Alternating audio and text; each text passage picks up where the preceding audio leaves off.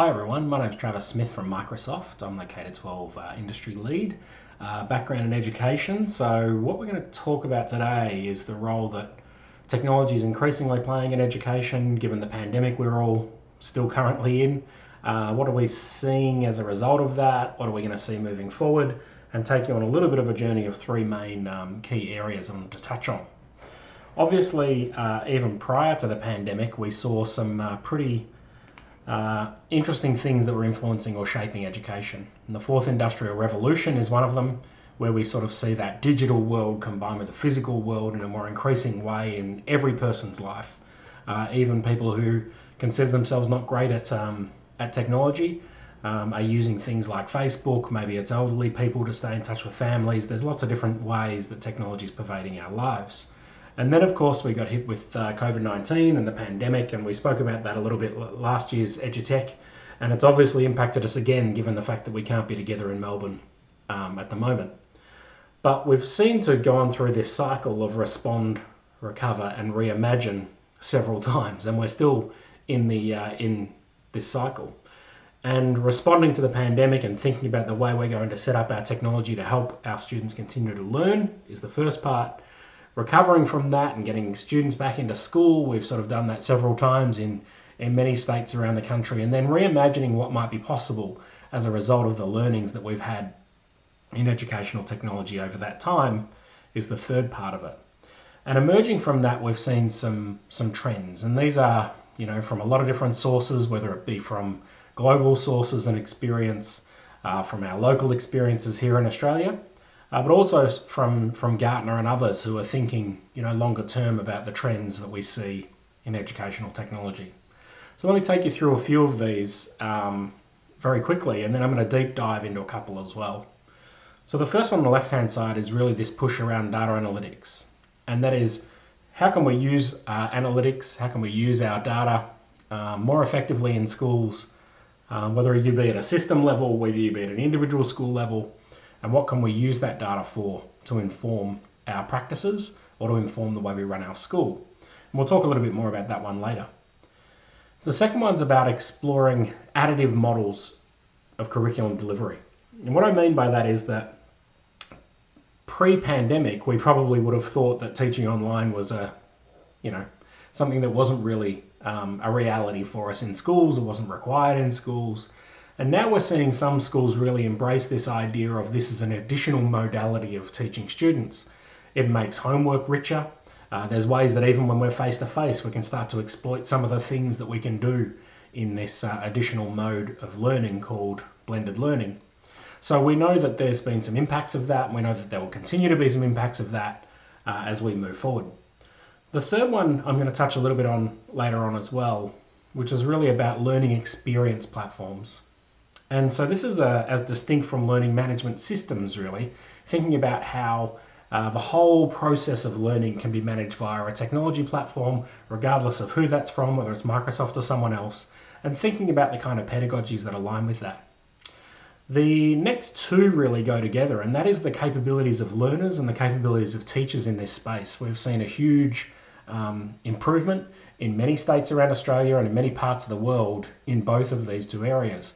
However, there are some areas of Australia and around the world where really the pandemic hasn't hit very hard.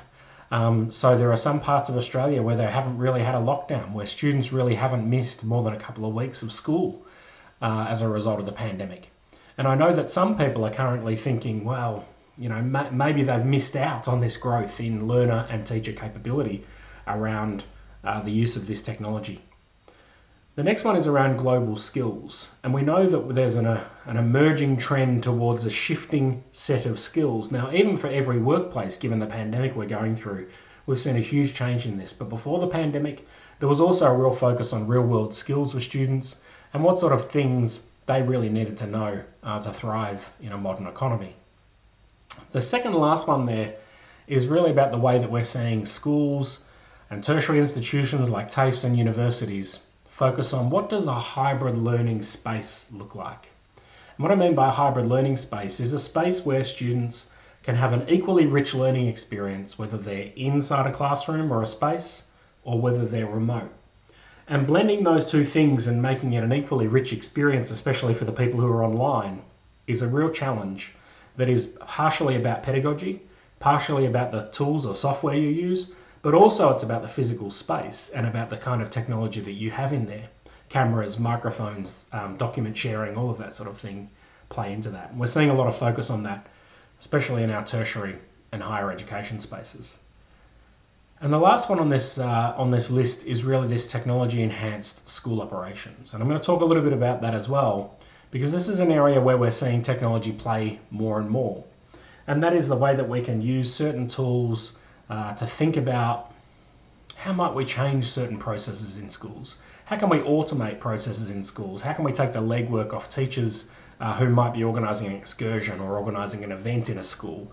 You know, how about organising parent-teacher nights? How does that occur and what could we do with that? There's lots of different examples of this. And I suppose if I was to wrap up, you know, the things I'm going to talk about, I'd put them in these three circles.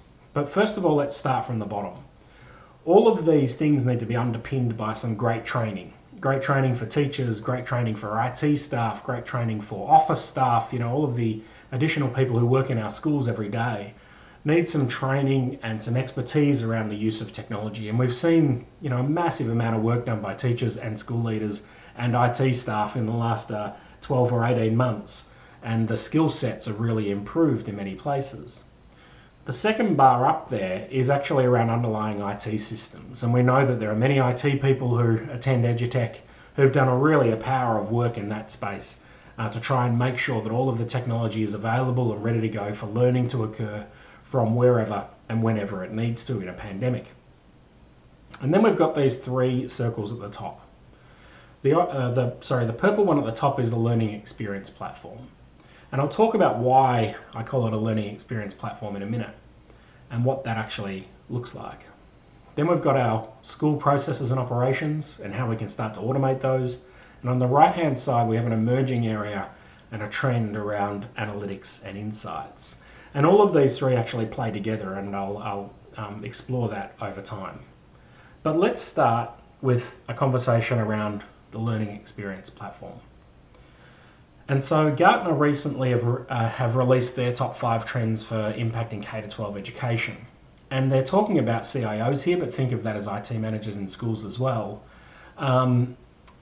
saying that we need to make sure that the tools that we're using move beyond just a web conferencing tool. You know, that we need to make sure that we're finding ways to use that set of tools as a learning experience platform. And that is, how can we do more than just a video call? How can we do more than just a recording like I'm doing for you now? If we're having a deep learning experience, it's about what kind of activities might we be able to shape?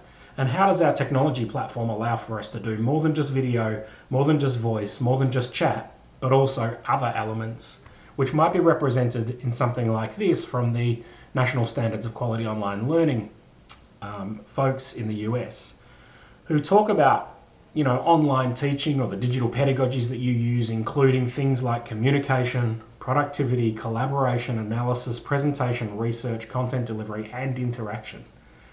So this is not just about presenting, right? When you get a true learning experience platform, you're actually thinking a lot more about what are the experiences, what are the pedagogies that I need to wrap into this to use this tool effectively. Now, we don't have to think about this as being just a remote learning experience tool either, because we know that many classrooms are back face-to-face around the country at the moment, which is fantastic, and have been around the country for quite a long time, until up to the last month, let's say. And so it's thinking about how we can use an online experience platform as well as face-to-face teaching, and how do we exploit the best benefits of both of those as we move forward. And there are many ways you could think about a learning experience platform, but here's a few ideas of how you could sort of get one layer deeper and think about what that actually means. On the bottom left here, we've got this notion of one spot for everything. You know, a place that you would go where you go, how do I learn in Year 8 geography? Or how is my Year 6 class being structured? Or how am I going to learn Year 12 English? Where's my stuff? And so it's about pulling together all of the different resources and assets as a teacher so that your students can do the deepest level of learning with the minimum amount of distraction and the minimum amount of time lost to be going to 5 or 6 different places to find the things they need for learning. This is the idea of thinking about the connection between pedagogy and tools, and about how do I structure lessons which allow, a more inspired type of learning. What can I create? What can I do? How can I add in some quizzes back and forth? How can I get some interaction going on? How can I have breakout rooms with chats and discussions? And now these might happen in the classroom, they might happen when you're working remotely, or there could be a combination of both. This idea of when we're not together, feeling like we're together. And what that means is sort of creating a community of learners. And we've seen some great work being done in this space at the university level by, say, Dr. David Kellerman or Dr. Amanda White, where they're really thinking about how these tools can bring learners together to make you feel more like a community of learners and less like an anonymous person sitting in a lecture theatre of 300 people. And so this idea of community is built by interactions, by thinking about the ways that people work together. How do they help each other out? How do they collaborate on documents? How do they work together in a space that helps them feel part of a community? When we think about technology at Microsoft, we obviously think about accessibility. And these sorts of tools and platforms need to make sure they're catering for the individual learning needs of every single student. And it doesn't matter whether that's some sort of a reading challenge, some sort of a disability around concentration, some sort of a processing challenge where they might use Dictate, it doesn't matter. The tools need to be set up so that every student can reach their potential. And the last one is to think about this emerging part here around how artificial intelligence or augmented intelligence might be built into a platform to give us more insights around our learners and about what they understand, what they don't understand, whether they're engaging or not engaging. And this can be whether they're in the classroom or whether it's a more hybrid environment. So let's get a little bit closer and think about what this might mean. Now, obviously, in the example here, I'm talking about Microsoft Teams as that sort of single learning platform, that learning experience platform. But there could be other tools that you use at your school which might be in the center there. But this is really about making sure that a true learning experience can be crafted around this set of tools, and therefore it needs to be a rich set of tools. So you might want to, from the left-hand side going around, collaborate on files and have students working on co-authoring PowerPoints, whether that's at school or at home or homework, a combination of all of those. You might be using Mathletics or some other tool. You might want to add that into your team so that it's just there and students know exactly where to get it. You need to track their progress, so you might use something like assignments. You might be gathering their feedback or responses in polls or forms, and that just happens in the same spot. You might be posting assignments out or getting feedback back. That happens in the same place through the assignments tool. Of course, when it comes time and we need to bring in a guest or we need to do some sort of remote work, or heaven forbid we get locked down again and schools get closed, we have the ability to do Teams calling. But it's also a great tool for teachers to be able to do, the thing called flipped learning, which I'm sure many of you have known about for many years. The idea of just being able to start a Teams meeting on your own, record your screen and voice in like I'm doing now, and basically teach a piece of content for 5 or 7 minutes, which of course you then upload straight across the top of the team, and the students can use that as a reference. You can schedule meetings and you can set up chats and with students. You can have conversations going on in there. And of course, you could even co-author on a digital whiteboard, especially powerful if your students have a stylus-enabled device like mine. And so we're starting to see this whole experience come together in these platforms, much richer than what it used to be of just a video conversation or maybe a little bit of chat. And we also started seeing some artificial intelligence be built into these platforms. And I wanted to talk to you a little bit about something that we announced a little while ago, which is becoming mainstream about now, which is something called Reading Progress.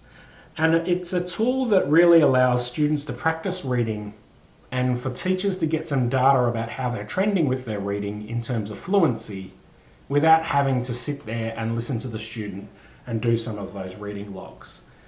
And it's not really a tool that is about teaching reading per se.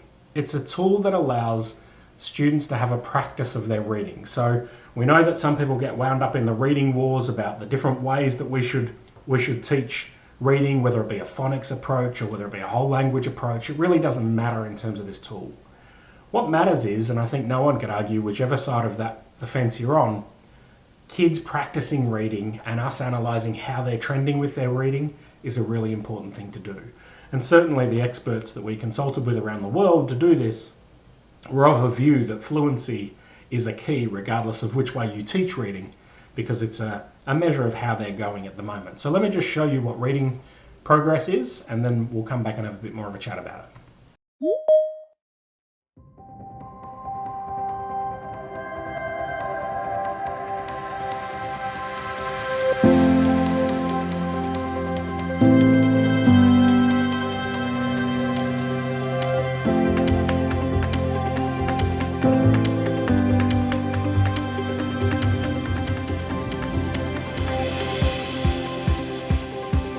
Let's go! The study of Earth's landforms is called physical geography. The study of Earth's landforms is called physical geography. Landforms can be mountains and valleys. They can also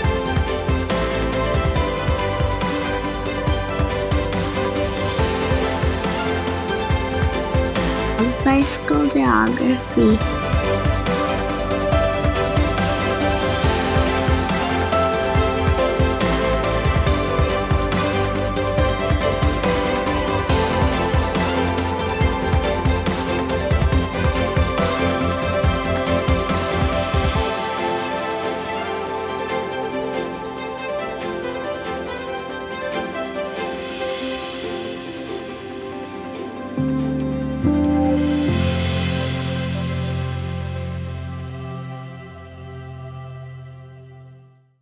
So reading progress is really an example of how, artificial intelligence is doing some basic assessment of some reading and automatically picking out, and you can see that here with this auto detect button there, which is automatically finding the mispronunciations and the omissions and the substitutions that a student might be doing in a passage of reading. It's also an example of how a platform like this becomes a learning experience platform, where this is just another little piece of the work that teachers do, which is made easier and more fluent by employing a little piece of technology to give you the data and analytics about how your students are going. And you can see down there on the bottom right hand side that you get some data here about either individual students or entire classes and how they're trending, how they're tracking for different reading levels. You can filter by that because you might have set students different levels of passages. Whether you want to look at the last 90 days as is selected there, whether you want to look at a whole class of 30 students or you want to look at an individual, you can find this data. It also gives you here a list of trouble words for those students or an individual student if you filter by an individual student, so that you can see what kind of words you might need to have them practice. So that's something called Reading Progress, and it's being released into Microsoft Teams very shortly. But there's other elements within here, within something like Teams, which help us as educators. For example, how are students engaged during the day?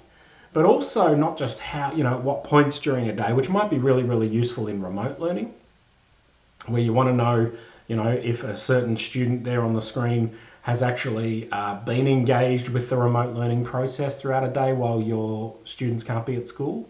But we know, and hopefully moving forward, we don't have experiences like that so much. And so it might be about how a platform like Teams can help us with understanding how are our students engaging in the learning, not necessarily just from a time frame or when they logged in or what they were working on, as you can see on the screen here, but what kind of interactions were they having with others. And so we know through some research that's been done by Dr. Sarah Prestridge and Dr. Denise Cox from Griffith University. They looked at Teams as kind of a chat-based collaborative platform and the kinds of learning behaviours that we see in these types of platforms. And you can see they've sort of added a bit of a sporting analogy here, if that floats your boat. And so let me just explain a little bit about what these mean. So a bench sitter here is a person who doesn't really get involved in many of the organised chats or conversations that are happening within this platform. They don't really do very much to engage in this at all. A hustler is a person who does engage quite a bit, but they engage in sort of a superficial way. A few likes of people's posts, or maybe a yes or a no, or some sort of superficial way to engage in a chat. A striker is a really interesting type of student, and they're the people who we wish would do more, because when they do go in and they really contribute to this, we do start to see them adding meaning to other people's conversations. We see them asking additional questions. We see them adding resources. And these are the kinds of students who really sort of drive learning along and start to be additive to the process of learning in these environments. The problem is they're a striker because they don't do it all the time. So they're adding really, really great things, some nice complexity, but they're sort of not doing it that often. And so the champion student is an example of a student who is adding lots of context, adding lots of comments, replying to other students, adding more information, putting in resources, prompting with new questions or ideas, but they're also doing it actively all the time. And I suppose if we were to think about it, what we'd love is more of our students to be champions, which is a real illustration of them being highly engaged or activated in their learning. And so these sorts of tools then become useful in giving us a bit of a guide of how are our students going. Are they actively engaged in classes? Are they contributing to chat? So here we can see a list of students and who they're engaging with. How much are they making new posts, or are they engaging with students, or are they just responding to the educator? And we can have a look at all students or individual students. This is not really a form of assessment per se, and you wouldn't use it that way. It's just an example of how engaged are my students. And as I say, if I can get more of my students to be champions and contributing deeply to conversations, which we won't get everyone, of course, then we're more likely to see great results and engaged learners. So there's lots of ways that a sort of learning experience platform can go beyond just a video call and a voice call and start to work really well for us, whether we're in the classroom having these sorts of conversations or chats, or whether we're working remotely, which hopefully we don't have to do very much moving forward. So that's the top circle, the learning experience platform. And I wanted to jump now to this notion down here of school processes and operations, because we're seeing a huge trend both globally and locally, and with schools we're working with in Australia here, who are thinking about the ways that they might be able to enhance or automate their school operations using technology. And so this is an example of a piece of technology called Dynamics 365, which only some of you will know or care what that means. But schools are complex places. And there's so many different elements. If you look around there, you know, all of these things are being managed, whereas, you know, people on the outside of education think that it's really just about a kid in a classroom with their teacher. And there's so many different aspects of what it takes to actually run a school, to run an effective school, you know, in terms of staffing and talent management, in terms of social media and marketing, in terms of the data and privacy, in terms of school communications and the parent audience. You know, there's so many elements to what it takes to run a school. And they are all connected together, and being able to sort of leverage data across all of these can give us a really, really great experience. So let me talk to you about an example which touches on some of these that a partner of ours called Fusion 5 has been developing. This is an example, and I'll show you some screenshots in a second, of initially two different pieces of functionality. One was a parent portal to allow their parents as their key customers at a school to be able to have a great experience of how are my two students tracking who are going to this school, where do I find all of their information, where do I find a rolled up view of their calendars, how do I know what events they're going to, how do I engage in parent teacher nights, how do I see one calendar that shows all the events that both of my students are involved in. There's so many different aspects to sort of managing having children at school that that Fusion 5 here are trying to address. And so you can see some of the things that they're working on here. And here's a couple of examples of some initial screenshots of this. So think about this as two different things. One is a parent portal, and the other side of it is about event management. And so I'll just touch on event management shortly, for a second. Event management doesn't just mean the experience of a parent as a customer experiencing that event. So, for example, it doesn't just mean, you know, giving consent for the rowing tryouts. The rowing tryouts may actually have been quite a large event that was managed internally by, some sport teachers or the rowing coaches or whoever else inside a school, who have done a whole series of things in the background, booking facilities, organising dates and calendars, making sure that there's some sandwiches there for the students who are going to be there all day. There's lots of different elements to creating an event or running an event in a school. And once again, I think people who don't work in a school don't realise the amount of events or things that we organise all the time in schools. And so there's that back-end view of an event in terms of the event management, and there's the front-end view, which might be the way that it represents on the screen here to a parent. So the other side, of course, is the parent portal part. You can see some ideas here. A couple of things to note.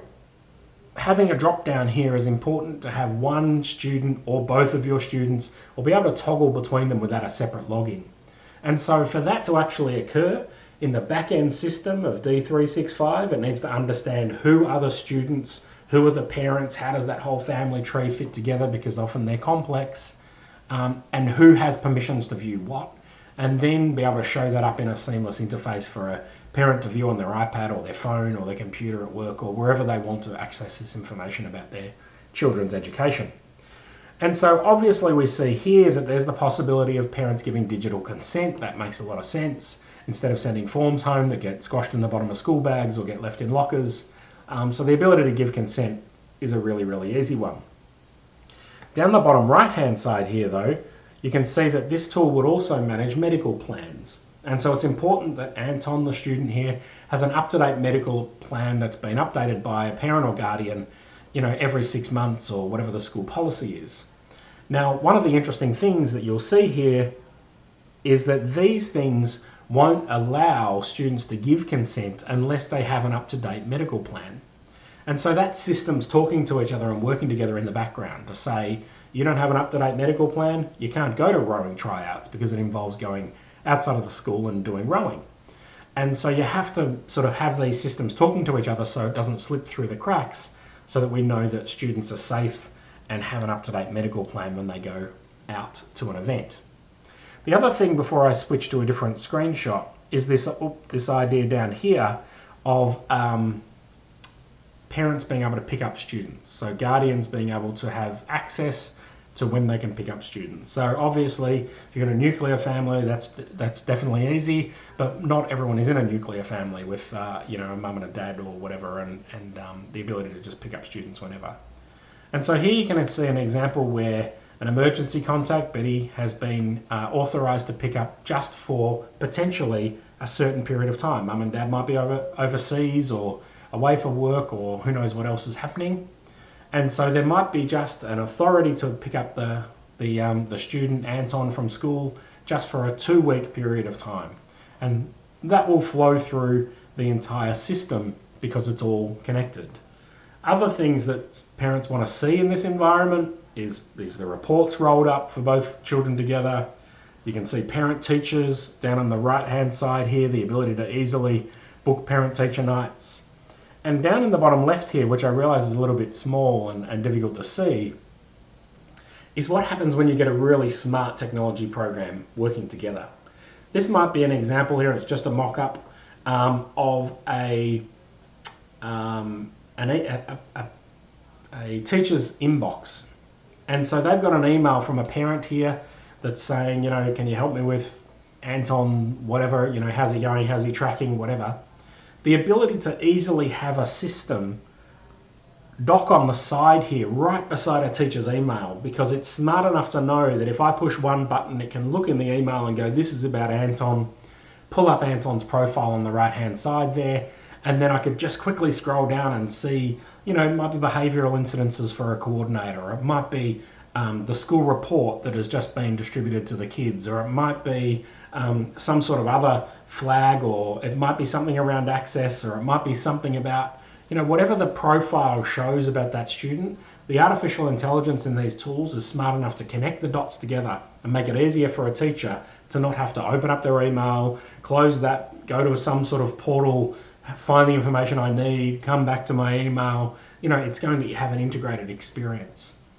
The last thing I would say about this is that this is all built on what's called, in technology speak, a low-code or no-code platform. And what that basically means is that it is possible for schools to start to create their own functionality in a platform like this without having some database web guru in the background, without employing some tech genius to try and make these things work. These platforms are now low code or no code, which means that it's a lot of drag drop.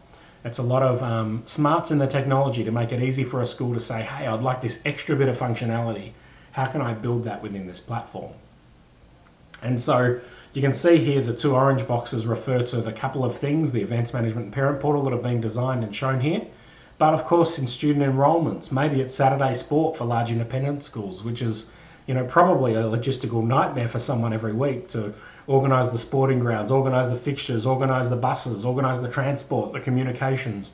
All of that stuff is another process that might well be able to be automated when we start thinking about our school processes and operations through using a smart technology tool. The third area though, and the last area I wanted to talk about quickly, was the idea of analytics and insight. And this is becoming a huge trend. And we're seeing there are massive trends globally around using analytics and insights more effectively. And in no way is education missing out on that. We are seeing large projects being done by lots of the departments of education in Catholic dioceses that you work in, where they are doing an amazing amount of work in the background to organise data so that you can start to see the richness of that in your schools. And when we think about, the 100 years of classroom technologies, we've seen so many different changes over time. Probably one of the most impactful changes is going to be these things on the right-hand side, which aren't really about stuff we use in the classroom per se, but are around the fact that the technology is getting much smarter at scale, in the cloud, using big data. All of those things are really giving us some opportunities we've never had before. And it's really an opportunity to start using some of this data for learning. And so if you're a school leader, the ability to pull your data together and get a true view of your school, a true view of your workforce at a school, a true view of your learners as a cohort, or maybe year levels, or maybe it's individual students. There's huge possibility for having that data in an organized way where you can start to leverage across different data sets. And so just a little bit of background on sort of analytics and data here. Descriptive analytics down the bottom left is probably what's in many teachers' paper roll books if they're still keeping a paper roll book. And that is a description of what happened. What was it that happened? What was the score? Those sorts of things are really kind of descriptive analytics. Diagnostic analytics is thinking about why did it happen? What was it that made that student perform better than that student, so on and so forth.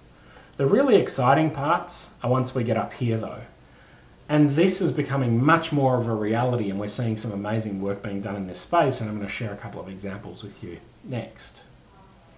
But predictive analytics is the idea of, based on what we've seen before, and based on all that data that is in the descriptive and the diagnostic part, what do we predict is going to happen next? Now, if you think about this in learning, this is really, really useful because suddenly you can get some trends of where a student is tracking or where they're likely to track based on a lot of data. And of course, the nirvana is this area here, which is called prescriptive analytics. And prescriptive analytics is not only understanding what is likely to happen, but what should I do to make something happen or not happen? If a system is big enough that it's seen 10,000 learners like this before, with this predicted trajectory, what was it that what intervention did teachers make? What did they do? What did they implement that made those students skyrocket? Or if they're trending down, what were the interventions that as teachers made to make them plateau or come back up to a more positive outcome? And so this prescriptive analytics, and once you get large sort of machine learning models and large sets of data, is probably where a lot of the future of use of this data in education will go. And so let me give you a couple of examples of this. This is some work that has been done by Catholic Schools Broken Bay, and it's a continuing piece of work that they're doing with a partner, EY, of ours, who's doing some amazing work in this space. And the first thing you'll notice there on the right-hand side are the way that they've started thinking about data. And if you were to do an analysis in your school or your context about the types of data you have, and whether they're categorized under these headings or something else, you would have huge amounts of data about the learners in your schools, whether it's financial data, well-being data, achievement data, behavioral data, not just negative behaviors or positive behaviors, but what are they involved in? You know, they do the chess club and they do the coding club and they're in their school production and so on and so forth. And all of this sort of creates a round picture of learners. And when you start to think about combining all that data together and pulling it together, we can see some real possibilities of how we might look at student growth, whether we start bringing in our external assessments like our PAT tests or NAPLAN data in and start comparing that with our internal assessments. But then, of course, we know that one of the great predictors of performance in schools is attendance, you know, actually turning up. How's that trending? And then, of course, there's other demographic student data that we've got as well. And so there's lots of different ways that we can sort of cut and slice data. And this is some of the work that's happening at the moment with EY and Catholic Schools Broken Bay. And so we might have sort of a student on a page view here. And there's a couple of things to point out. I've obviously anonymized the student there. It's not real data at this stage anyway. But you can see here that there's, you know, some internal assessments on the left-hand side there at the top, which seem to be not going so well. The external assessments were trending well last time they were done. There's a bit of a sort of trending negatively on running records here. But also you can see that there's some gaps in the data. And that is basically where there are predictions. And so the analytics based on previous experience across lots of different factors, and of course, with any sort of machine learning model or any sort of analytics model, the more data that there is over time, then the more accurate these predictions become. So if, for example, you're in a an independent school and you're looking at a cross-section of data with, say, 200 students who meet this profile of, you know, they're a year 5 student or whatever it is that you're looking at in that data set, you're less likely to have truly accurate data than if you're in a school system where there's 100,000 students in year 5, because that is obviously a larger sample size. And I think this is increasingly going to be one of the challenges that we need to work on in education, is to make sure that individual schools, independent schools, have enough, have a data project going where they can start this journey, because they are independent. And while systems are ticking away and doing this stuff like Broken Bay Diocese are, there's individual schools who we want to make sure are on this journey as well. And then when you start to think about all these different types of data that you've got, how do we combine that together? What does that look like? How do I do that sort of stuff? This is definitely a conversation that I think schools should be having now, even if it's just pulling simple data sets together and starting to enable you to compare them. You know, for example, I remember, at the school we were at, we had, homework club, we had reading recovery programs, we had lots of different programs that we invested in, if you like, because time is money, at our school. But I'm not really sure we had true data on whether or not students who went to those kinds of interventions were improving in performance over time. We had a hunch, we sort of seemed to think they were. There were all other positive indicators, but we didn't really triangulate it with NAPLAN data, with internal data, with PAT data, with anything else to actually verify in a hard sense whether those things were making a difference as an intervention and whether we should invest in them moving forward. So I think there's real value in being able to pull this data together and think about what might be possible. And so the next sort of level of this really is to think about, well, these dashboards are very much a teacher-focused or a school-focused dashboard, where I might be looking at them as an educator and starting to think about how students are tracking and trending. And then we might get to a point, and these are just mock-ups from EY, to start conversations around, what if we gave students a dashboard? Where it starts to cross the lines between pulling in some stuff from their learning experience platform, from Office 365, from Teams, from all those sorts of things. Pull that in as well so that we can see notifications coming in here or assignments coming in here. It can pull in their timetable over here, but also what deadlines they've got coming up. so that they kind of get a dashboard to manage their own learning and reflect on how they're going. They can reflect in terms of goals as well for a certain term, but also there's some possibility to input some data around how they're feeling, and we know that sentiment is really important in learning. How a student is feeling can make a very big difference to the way they perform. And also we get to the idea of attendance, which we spoke about a little bit earlier. And so if we go across here, we can now see a My Grades tab where a student can see how they're trending, how am I going?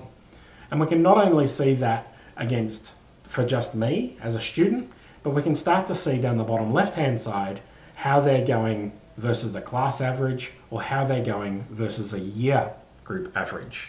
And so we start to get some anonymized data based on, how my class is tracking without individuals being identified, or how my whole cohort is being tracked.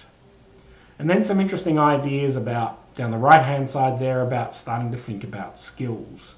What sort of skills am I showing? And that might be something that, your school is focused on, is pulling out these softer skills and working out how we can represent those back to students. Here's some more data about peers that the EY team are thinking about, where we can start to say, how's my well-being, how's my average against peers, how's my ranking? There's lots of different ways you can cut this, and as I say, these are just prototypes.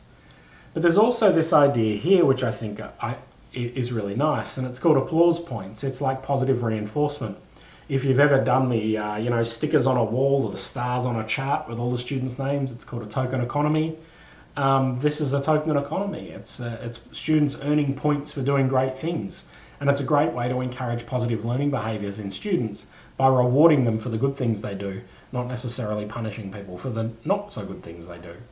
And so here we've got some applause points. I mean, it's just an idea of how you could start to think about this dashboard being student facing and help a student to have a reflection about how are they going in their learning? Are they doing the right kinds of behaviours which might promote positive outcomes in terms of their learning? And then of course we can get an attendance overview, which we know is very important, number of days absent, number of unexplained absences, so on and so forth, which classes they're missing. Probably nice for students to know that teachers know which classes they're missing if they don't happen to not like history, or they don't like maths, or they don't like PE, or whatever it is. It's good for them to see that this data is there and that everyone can see it. And the other thing that we're starting to get to in terms of the prescriptive analytics is, the predictive analytics is how might they go in terms of their ATAR, how might they go, what might we be able to think that in terms of their skills they could be very good at tertiary. And we're seeing a lot of work be done in this space as an emerging field of predictive analytics. And the last one here is that idea of how might I be able to go in my ATAR. You can even start to think about, are there certain courses that match with a skill set? It's a prototype idea, but it's a pretty interesting set of thinking that EY and the team at Broken Bay are doing. And so if I come back to this, that's the third circle on the right-hand side, and definitely an area that we will see huge trends towards in the next few years. As we said, we're working with lots of different schools, lots of different school systems around just that thing in the bottom right-hand side at the moment. And so if we sort of start to get a layer deeper than this diagram here and go, well, what are the things that we might need to make this happen? And if you're an IT leader in a school, this will be interesting for you. And if you're not, then you won't know what half of these things are, and that probably doesn't matter.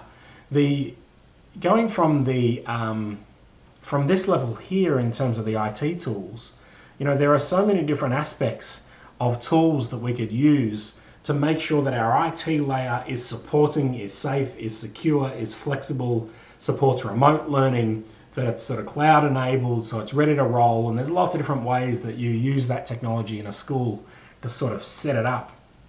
And then when we think about the learning experience in this obviously example, it's Microsoft stuff. It's the Teams environment and Whiteboard and Office 365 and OneNote and Minecraft and Edge and whatever else you're using. But it's also third-party tools that aren't Microsoft or whoever your vendor is related. like Mathletics or, Reading Eggs, or, insert 1,000 other tools here that you use in your school for learning every day. And then the bottom ones, I spoke about the example with the Fusion 5 team working on their parent portal and events management. That's happening in Dynamics 365 and Power Apps. And then on the right-hand side here is the kind of larger scale analytics projects that we're starting to see. The interesting thing about all of this, though, is that they all can work together. And what I mean by that is that this tool here, which has got all of the background information, all of the systemic information about a student, their journey through school, you can start to see patterns in that data about, in a large independent school, who's likely to drop out after year 7. What sort of things are we seeing in patterns that kids that do drop out after year 7 out of our school? What sort of things have that happened or turned up in the data? The way that you might be able to find that out is by using some of the things in the analytics and insights side and starting to look at that data in a different way and saying what is happening. And we see lots and lots of universities and TAFEs looking at and doing work around the student life cycle experience, about when students are dropping out, what are the key indicators that they seem to show when they do drop out. But then, of course, we've got all of this rich learning data here about how are students actually engaging, for how long are they engaging. And of course, one of those examples was this here, the ability to see who's contributing to what conversations, for example, or whether it's their roll books or grades. There's a myriad of different insights tools that are sitting within something like Teams, which could also be ingested. So now you've got a learning story in terms of some data. And if you haven't seen the work of Dr. David Kellerman in this space, then do a bit of a YouTube search for Dr. David Kellerman using Microsoft Teams, and you'll see the way that he's been able to use that and artificial intelligence to create personalized study packs for 500 students automatically 2 weeks before an exam, based on the richness of the data that sits behind these tools. And so they all interact together to kind of create a story of how our technology systems can really create a rich environment for our learners. And so if there was a couple of things that I wanted to wrap up on, I suppose 3 different things which are based not only on what we're seeing around the place, but also based on big trends we're seeing from Gartner and others. The first one is to continue your hybrid learning journey. Continue to push in your school to use some of these technologies. How do we make really rich experiences both inside and outside of the classroom? If we're fully back to school, everyone's working together, then what kind of opportunities are there to use this learning experience platform to create really great experiences that are going to prepare our students for the probably more likely to be remote world of work? We know that there are many workplaces that have shifted around the ability for workers to work from home, the ability for people to live further away from their place of work and actually continue to be a meaningful part of that organization. And they're all skills that we can build in kids using these kinds of learning experience platforms at school.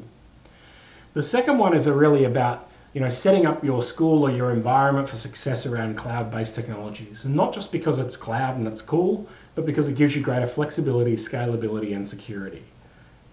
And many people sort of think, oh, the cloud isn't secure. Well, it is actually very, very secure. And there's a lot of smart technology in there, depending on what you're using. And some of the bottom line there that many of the IT managers would have known what those icons meant are there to make this a very secure experience and to make sure that your data cannot be compromised. And so it's also about access. If we have to go into another lockdown, like I know a few states have been in, it's the ability to get access from anywhere, truly anywhere, anytime learning. And the third part that I would say is that if you're at a school and you haven't started pulling some data sets together yet, even around things like attendance, internal assessments, your NAPLAN data, and thinking about how you might use Power BI or some other tool to sort of ingest those bits of data, I'd recommend getting someone in the school on a bit of a course, starting to think about this, because it is definitely a trend that we are seeing now. And within a couple of years, I would suspect that we're going to see some pretty large and pretty substantial projects where teachers having more data at their fingertips about their learners every day in a classroom is going to be a reality. So with that, I thank you for your time today in checking out our presentation. Hopefully there were some things there that were of use for you. And if you ever need a hand, then please reach out to us and we'll see if we can help you. Thanks very much.